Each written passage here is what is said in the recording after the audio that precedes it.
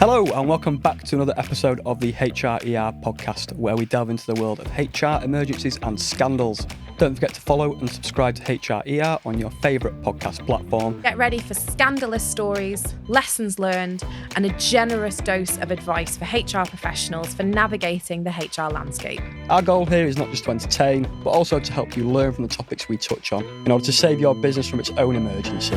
She didn't think it would be important, and has said that the holiday is non-refundable and it is the only time that her and her family can go away altogether. When I said there was nothing that we could do, she said, and I quote, "It's fine, I'll just pull a sickie and go away, and there is nothing you can do about it." Let's really understand the issues that are in question here, because we've got an employee who hasn't followed a policy, but then they're also giving us an indication that actually they don't care, they're going to do this anyway. For HR, it's not just a case of approving requests and checking with line managers, it's also thinking about those relationships within the workforce. So not just trust and confidence between you and the employee, but also what's going on between the employees. And if someone is getting the benefits of the holiday policy more than somebody else, we need to make sure that we're managing that and that we're being fair.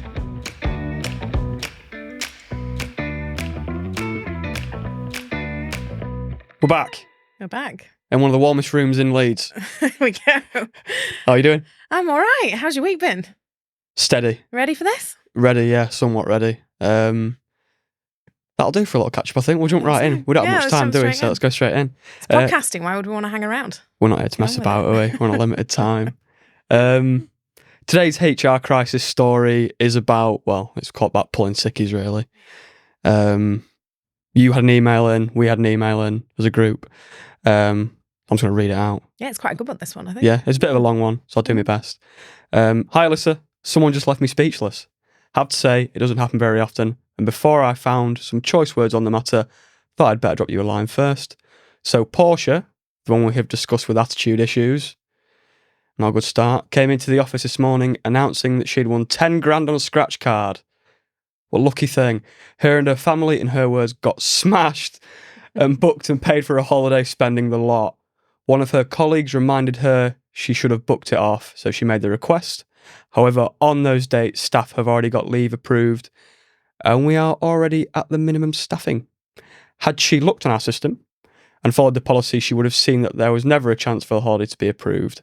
Our policy states employees must never book or pay for a holiday until they have approved it, as we have minimum staffing from a health and safety perspective. She has seen, she signed it when she joined, and it's circulated each year and signed again. She didn't think it would be important, and has said that the holiday is non-refundable, and it is the only time that her and her family can go away altogether. When I said there was nothing that we could do, she said, and I quote, "It's fine, I'll just pull a sickie and go away, and there is nothing you can do about it." What an email. Long one, lots to unpack. Unpack is a good word, isn't it? Well, the crux of this one, isn't it, is that line that probably gets a lot of HR and employment backs up is, I'm going to do it anyway and there's nothing you can do about it. Disrespect, isn't it? It's that attitude, yeah. isn't it? On the highest level, the disrespect from Porsche there. What a name as well. What a glorious name. No offence to anybody called Porsche, Mercedes, BMW, any of car course, any car. All respectable names and that. Yeah. But yeah, there's a lot there. A lot there to go through. First of all, the 10 grand on the scratch card. Mm-hmm. Let's start with that. Wow. I mean, you know, who can blame her, I suppose? You win 10 grand and think, what's the first thing you think when you win some money on the lottery or something like that? I think is, you know what, let's take the family away. Yeah, I've done well. I deserve a reward. Boring as it may sound, we've got to check the rules first, haven't we? We have, yeah. You know, what is this going to be okay with work? And particularly if you're going to drop that kind of money and it's non-refundable, we always need to make sure that we're checking policies. It's a gamble otherwise, isn't it? You're literally gambling the money away. It is a gamble. And, you know, with a situation like this, you might get a response like, well, what's the big deal? You know, everyone should be allowed a bit of time away. The point is, particularly in certain workplaces, minimum staffing can be a real issue. And if we don't have enough people either to undertake a shift or to meet our health and safety requirements, it could mean that a stop is put on the work and we lose that shift entirely. And also in this situation where we've got people who have followed the rules, or is she expecting one of them to cancel their holiday that's been approved? They've gone through the proper rules and the procedures, potentially booked and paid for something as well. There's a lot to balance here. Doesn't bode well moving forward, does it? If someone's disobeyed the rules and it's allowed. And then, Exactly. do you know what I mean? When they go forward with the company, they're going to other people are going to think they can take the mick a little bit with that. But yeah, we've got some questions to go through. As always, we'll start with the questions to ask as an employer. So what should they be asking? The first one we've got down: what steps should HR take when an employee threatens to call in sick after being denied the time off initially?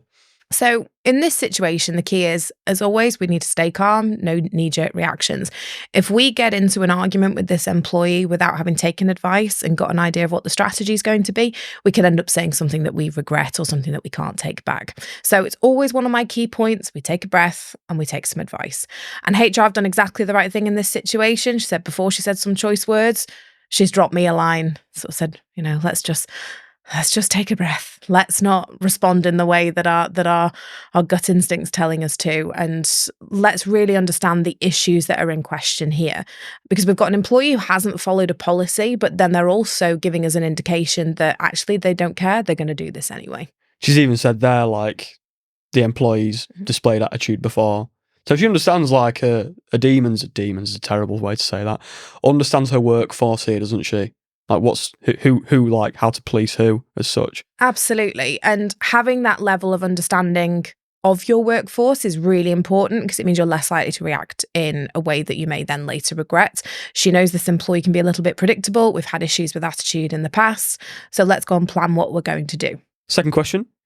What disciplinary actions or consequences should employers take for employees who take unauthorised leave or take a sickie?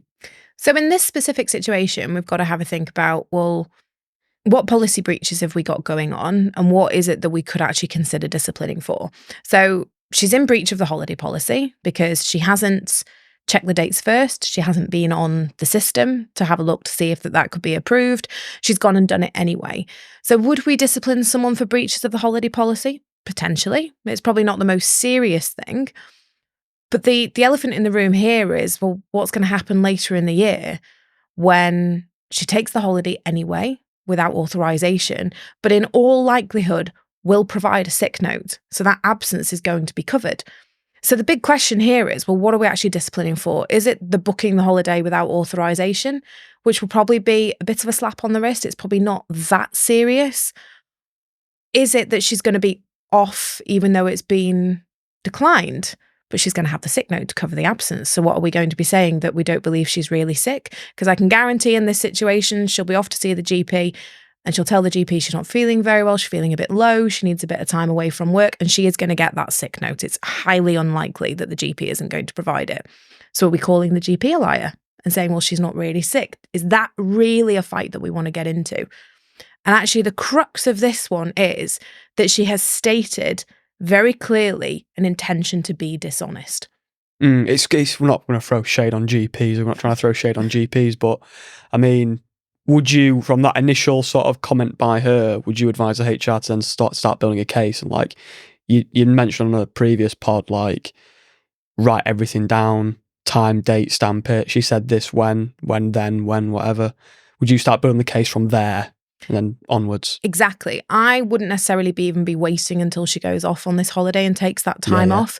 I'd be writing down what she's said and calling a meeting with her to say, well, look, we've all cooled off a little bit, but I just want to go over what has happened. Yeah. You've booked a holiday and paid for it that was against company policy. There's already people who've got that time booked off and there's nothing that we can do about it. You're saying that because the holiday is non-refundable, you're going to go anyway. And in your words, you're going to pull a sickie. And that pulling the sickie suggests that actually you're going to be dishonest about your reasons about going off. And see how the employee reacts to that. And if she says, well, look, that's the only option I've got because you're not prepared to approve the holiday, well, she's expressing an intention to be dishonest and to manipulate the holiday policy and the sickness policy. So at that point, that could be something then that we can focus on in terms of disciplinary. Definitely. Is this a law term, like breach of trust? Breach of trust. Yeah. Is that like... You can tell we've been having these discussions Yeah. and that we're really getting into this in the podcast. So the employment relationship is fundamentally based on trust and confidence. Absolutely. So as an employer, we have to be able to trust that the employee is going to turn up. They're going to do as they're told. They're going to follow the rules. They're going to bring their best to work every day. The employee has to trust us that we're not going to abuse them when they're at work, that we're going to give them a fair workload, that we're not essentially going to take the mickey while they're there, and that we pay them on time. So there's a balance that needs to be struck. When that balance gets upset because somebody has done something that undermines that trust, then it can put that employment relationship in jeopardy. And we're in quite a serious situation then. Because if you're an employer, that you've got an employee and you simply cannot trust them, is whether can that relationship continue? And it's a difficult one for employers because we need to make sure, as we've always said, before we dismiss, it's got to be very, very serious. It's got to be, fundamental gross misconduct, and where that trust is totally broken before we dismiss. We need to be careful that we're not dismissing where we think it's on the way out. We need that kind of definitive break. Definitely. I mean, like breach of trust, and like there's the old adage of, especially like, this is off piece completely, but like in like relationships, like once the trust is broken, there's no real going back from that, is there? So exactly. And I wouldn't say that's entirely off piece, because at the end of the day, an employment relationship, it's still a relationship. Yeah, true. Yeah. It's still got to be built on something. And ultimately, if you cannot trust the people that you're working with, it makes that very, very difficult. We get then into the realms of things like micromanagement, where you're breathing down somebody's neck because you can't trust that they're doing what they're doing. We're over monitoring somebody. So it might be that we're tracking specifically the time they come into work, we're looking at what they're doing online. And when we're getting into those situations, the employee feels uncomfortable. They don't feel like they're in a very healthy working environment, but equally the employer starts to become a bit paranoid and it starts to spiral. Toxic. Very toxic. Lovely. Third question, as an employer, as a HR professional, this is a good one. How do you prove employees are actually pulling a sickie? So this is difficult. As we've said, often an employee who is pulling a sickie is able to go and get a sick note. And again, we're not blaming the GPs here necessarily. It's very difficult for a doctor who doesn't know the background to a situation to say, oh, well, actually, I know what's been going on at work, and no, I don't believe that you're sick. As I've said, if an employee presents at a GP surgery and tells them that they're not feeling very well, they need some time off work, the chances are they're going to be given it. So as we said, we don't want to be going toe-to-toe to the GP. They've got a job to do, and we're not criticising what it is that they're doing, but we do have some other tools at our disposal. So in this situation, the employee has expressed a desire to manipulate that policy. So we have got grounds to suspect that they might be lying, being dishonest, or abusing that sickness policy.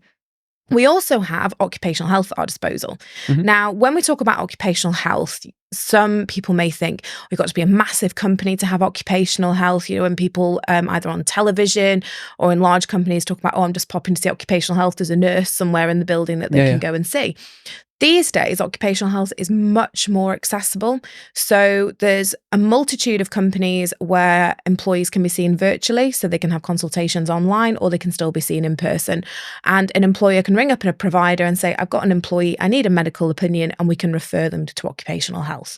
Now, the benefit that we have with OccuHealth, OH, or occupational health, that's what we call them. OccuHealth, is we can brief them. We can give a bit of background. Okay. So we can say, we've got this employee, they haven't exhibited any issues at work, their attendance has been fine. We've had a bit of a dispute over the holiday policy, and the employee has expressed that their intention is to go off sick. And nearer the time, it could be that we make that referral so that we can then have a little bit more confidence, depending on the report that comes back, to say, we think you've been dishonest, and we have a medical opinion to rely upon. So it's not us as an employer sat behind our desk saying, I'm going to dispute what a doctor says. We've got some evidence, some medical evidence to rely on when we make that point. Cool. I was going to actually bring something up related to that, because I've not personally had much experience with OccuHealth. So have you ever had it? This is my own question. So have you ever had it where like this has happened and you've like spoke to a GP? So with GPs as an employer, we can correspond with them. So we can ask for medical notes. So if you've got an employee, where we typically do it is where you've got someone who's either been off long term or they're off on regular intervals, and we need a bit of a better understanding of what's going on. So an employee might come to work and they say that they're suffering with something that's particularly complicated, something we've never heard of, or actually as an employer, we don't understand. So we don't understand how it affects them. We can say, well, look, can we have your permission to write to your GP? And we're going to ask your GP to explain it to us so we can understand what it is that you're suffering with, how it's going to affect you at work, and what adjustments or support we might need to give you. And we can ask for their medical history as part of that, or the medical history that's relevant to what's going on. So employers and GPs corresponding like that is quite a common occurrence. In terms of asking for a report on an employee's health, that can either go to a GP or it can go to Occy Health. It just depends on the employer's preference. GP surgeries tend to be very busy, so when we're asking for reports, we can be looking at months before we get those back. Occy Health can turn around in a couple of weeks. Wow. So Occy Health is the preference?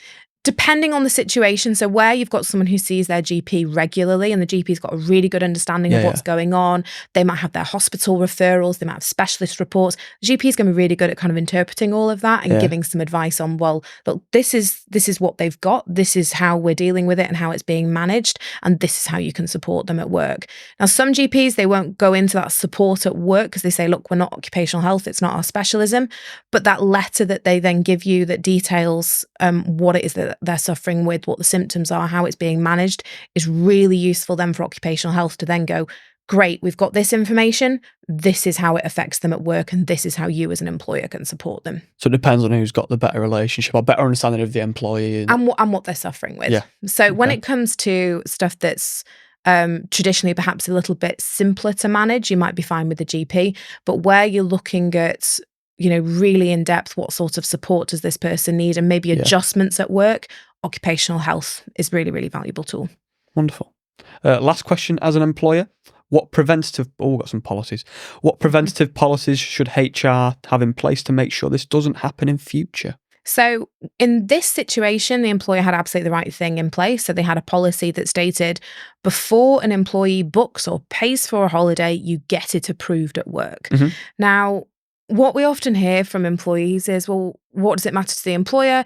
I want to take time off, I'll take time off. If I want to go on holiday, it's nothing to do with them. It's my private life.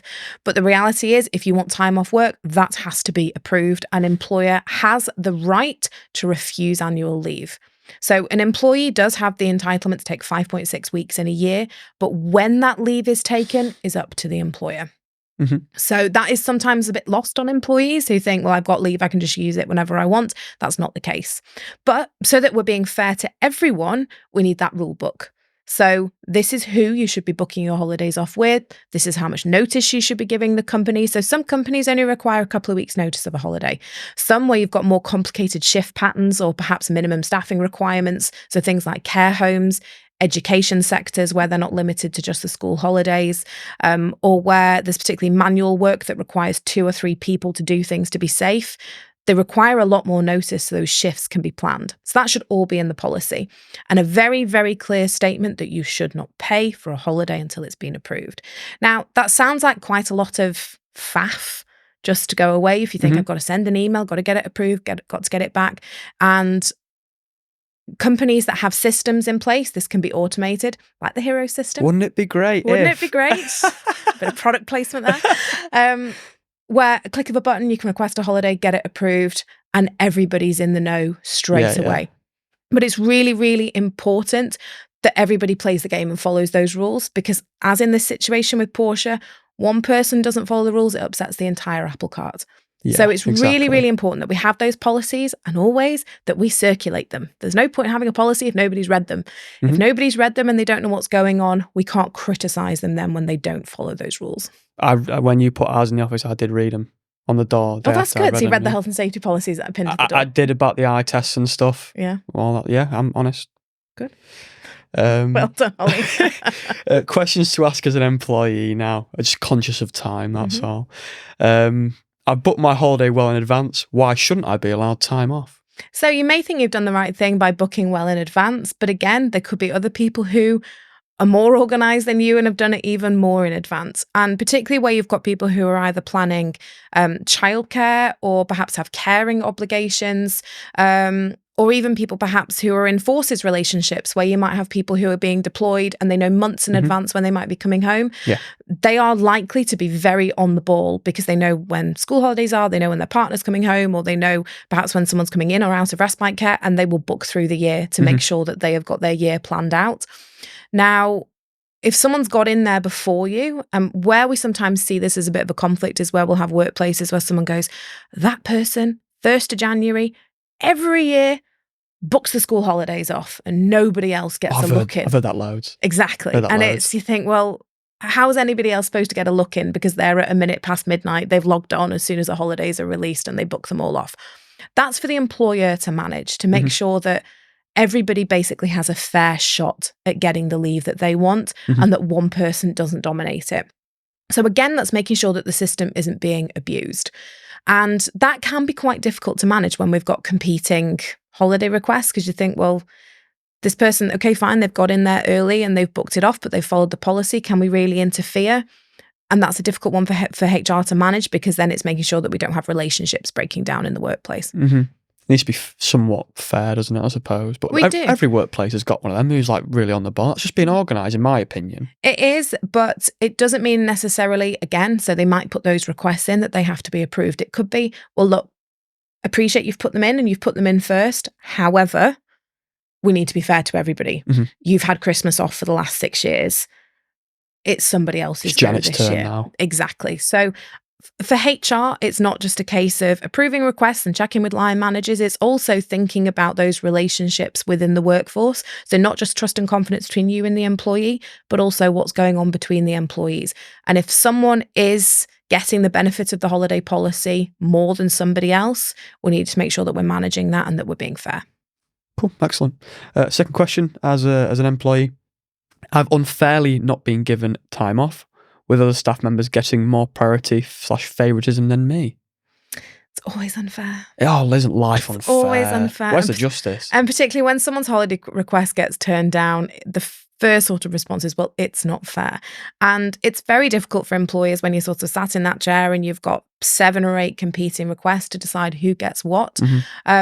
I would say the key here from an employer perspective is make sure that we are communicating well with employees. So if we're routinely saying no to somebody, or the perception is that it's unfair, what is the message that you're delivering? How are you doing it? Are you just sending them a no notification, or are you saying, look, can you just pop into the office? Let's have a quick chat about, why it is that we can't approve this. Or it could be, if actually you feel it's a bit unfair, that we think, well, is there something that we can do? Can we bring in some temps or some agency staff to cover a shift?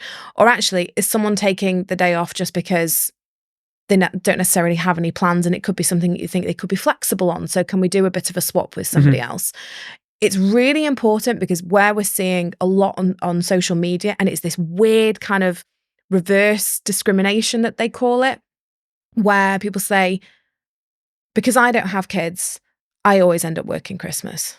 Because the ones who've got children, the perception is that family time is more important to them. So I feel like I'm always picking up the slack. Naturally, yeah. And we're seeing this coming out on LinkedIn. We're seeing it coming out more and more on TikTok, with people complaining to say, well, because I don't have kids, I have to pick up the slack. So it's really important that we don't undervalue time off for people who don't necessarily have caring arrangements or have children. The time that they may want to spend with their siblings, their parents, or go traveling is just as valuable as the time that people want to spend with their children. Now, that can be quite controversial, and it's quite a difficult thing to manage, particularly when you're thinking about things like Christmas, Easter, the really kind of key family times when people want to make memories and be there with their kids. But we have to try and be fair to everybody. Who works Christmas anyway?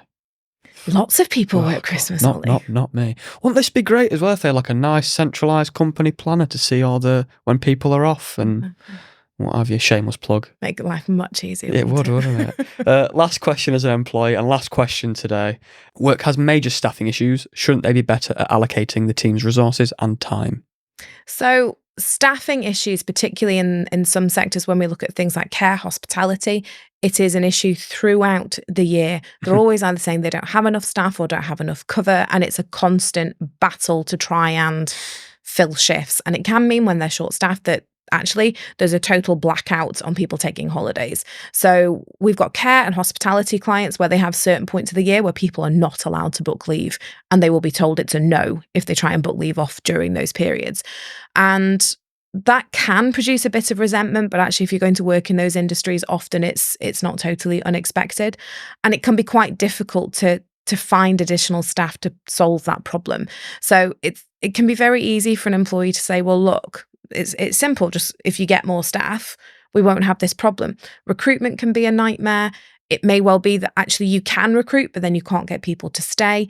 And particularly in sectors where, the work is difficult, where you might be doing antisocial shifts, or where somebody actually just kind of gets a bit sick of that lifestyle and wants to move on, it can be very difficult to retain people. So it's not always as simple as, well, let's staff up, particularly if budgets are a bit of an issue and there's a constraint there. Mm-hmm.